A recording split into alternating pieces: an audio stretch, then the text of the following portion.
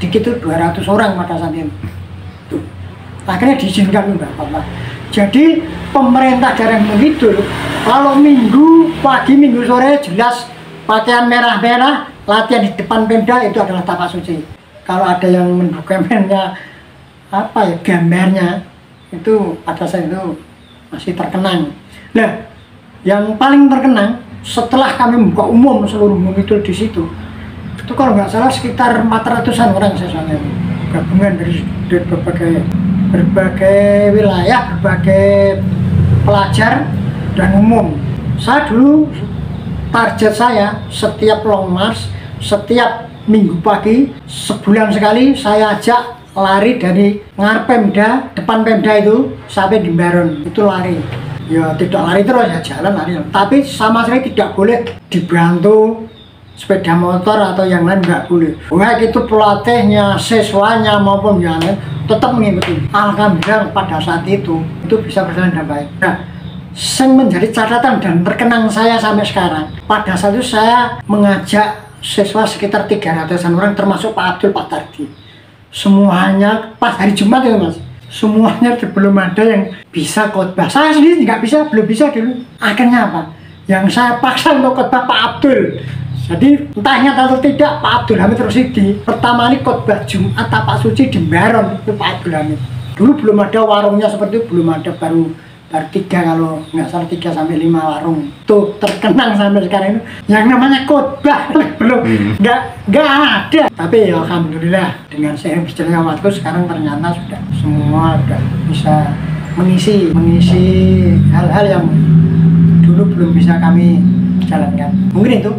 Masih ada pertanyaan lagi Pak. Tadi juga sudah disinggung kaitannya murid ya Pak, siswanya Bapak. Itu mungkin ada selain Pak Abdul Hamid dan Pak Tardi yang lain yang mungkin masih Bapak ingat, dan mungkin termasuk kan kalau Pak Abdul Hamid sama Pak Tardi itu kegiatannya banyak, jadi Bapak lebih banyak ingatnya. Mungkin ada yang lain juga yang sebenarnya juga lumayan banyak beraktivitas tapi tadi belum disebutkan, mungkin ada.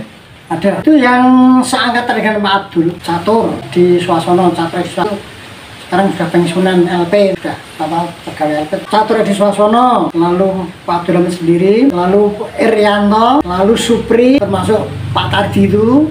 Sebenarnya banyak sekali Mas Waliadi, terus Aswan itu sudah, angkatannya sudah bawahnya Pak Abdul, Aswan itu. Jadi Abdul dulu, baru Mas Aswan. Nah itu terus kalau dulu itu Gunawan Sabto. Kalau di dekatnya Pak Abdul itu dari Palian itu seperti Pak Sunarto, sekarang tentara entah pensiun atau belum. Pak Sunarto, Pak Sugiran yang sekarang di Mabes. Belum lama kemarin di sini silaturahmi. Pak Sugiran itu dia tuh tentara yang juga di Mabes. Pas kesini pas ada dibom Mas.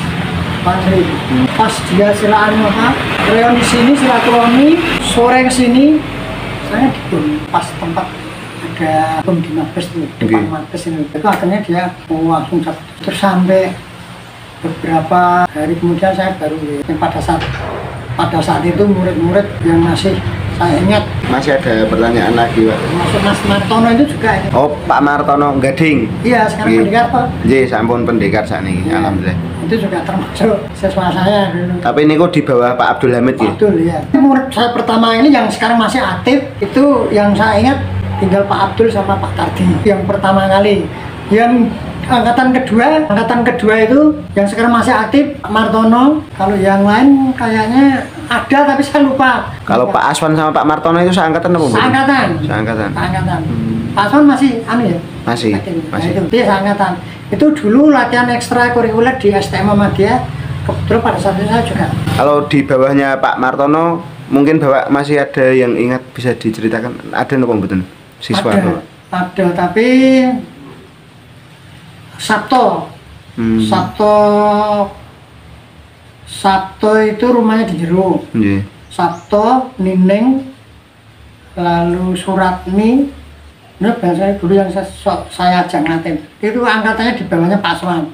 Yang terakhir kalinya itu waduh itu sudah murid SMA Muhammadiyah itu sudah lupa. Saya tanya yang lain lagi nih Pak. Yeah. Kalau dengan kondisi IPSI pada saat itu, pertanyaannya itu dulu itu apakah sudah ada IPSI atau belum itu? Kemudian kalau belum, bagaimana terbentuknya IPSI di Gunung Kidul? Mungkin Bapak juga bisa cerita. Atau mungkin dulu sudah ada dan yang ada di Gunung Kidul itu, yang masuk di IPSI itu perguruannya apa saja yang sudah ada di Gunung Kidul? Pencaksilat apa saja yang sudah di Gunung Kidul? Jadi begini, untuk IPSI di Gunung Kidul pertama kali itu di bawah naungan KONI. Yeah. Jadi yang membentuk KONI, lalu kebetulan pas pada saat pertama kali yang diajak wawancara saya sama Pak Tri pelatih Krisnamurti. Itu tahun berapa Bapak kira-kira? Tahun 82. Itu pas pembentukan IPSI pertama kali kalau nggak salah tahun 82. Bertempat pada saat itu di Hargososro. Itu yang menghadiri perwakilan Mas. Jadi yang memfasilitasi, yang apa namanya, yang memandu. Yeah. Itu dari KONI, karena nama-namanya nggak apa. Iya, betul. Yang mewakili di situ kebetulan saya tadi sudah cerita. Yeah. Perguruan selain Tapakti di Gunung Kidul ternyata ada. Itu selain Tapakti Krisnamurti di bawah pimpinan Pak Tri. Yeah. Pak Krisnamurti itu ini Mas, markasnya, tempat latihannya di SMP Kanisius. Itu muridnya pertama kali si Bambang sama si Silung. Silung sing beling itu. Itu kan dulu yang saya wakilkan untuk mewakili Gunung Kidul IPSI itu. Jadi saya, Pak Tri, lalu Bambang itu pelatih opsi, opsi Bayi Manunggal. Lalu Pak Projo itu pelatih SH Karangreja. Suci hati tapi ini. Suci hati ya, bukan PSHT tapi Suci hati. Lalu Abah itu yang saya ingat, saya lupa namanya. Nah, dari lima itu dipanggil oleh KONI untuk bagaimana kita kalau kita ikat menjadi IPSI di Gunung Kidul karena ini sudah ada banyak perguruan pencaksilat kan gitu. Nanti kalau udah event IPSI di DIY sebentar lagi ini ada. Nanti mohon untuk masing-masing ini mengirimkan artinya gitu. Nah, itu terus akhirnya dari 5 perguruan itu tidak seleksi Mas. Seleksinya hanya di depan Pemda itu. Belum ada matras gitu.